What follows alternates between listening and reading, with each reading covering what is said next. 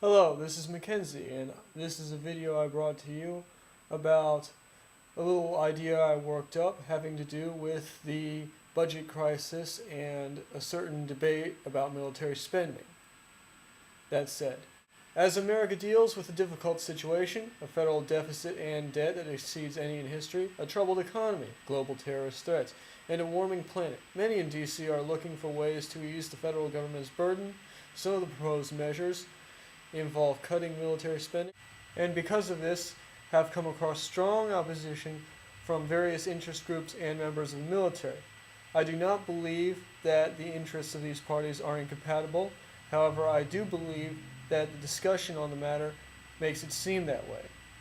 What I am going to be talking about is an idea of how to bridge those gaps and to find common ground so that we can move forward in a productive way for our servicemen and women and for our country.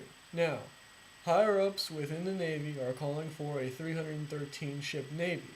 However, a Washington think tank called the Sustainable Defense Task Force is calling for a much smaller Navy, one that consists of 230 ships, and a change in the way the naval power is used around the world. This has caused a contention between the naval commanders and admirals who say that preparedness is critical to discouraging other large military powers, i.e. Russia, China, anything like that, from attacking us, and the task force who says that we should focus on our surge capacity, that is, the ability to quickly build ships at a time of need. I believe that a third way would produce better results than either of these suggestions. My idea is that the Navy retool its fleet to work on an anti-piracy scale. This is because the Russians, the Chinese, and other economically powerful countries are not going to attack us. They're not going to attack us because their economies would suffer. They are intimately connected with ours and those of our allies. They do not want this to happen, and therefore they are not going to do anything to us. There's even a school of thought out there. It says that democratically elected governments don't go to war with each other. The largest military that looks like it actually wants to pick a fight with us, or our allies, is North Korea.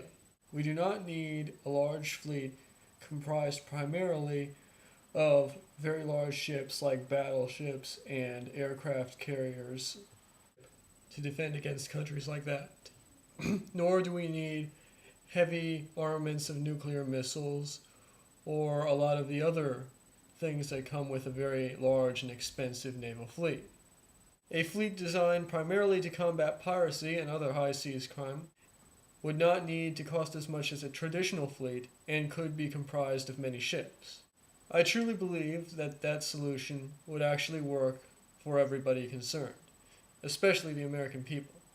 I hope that if the right people find this video, it can make a difference.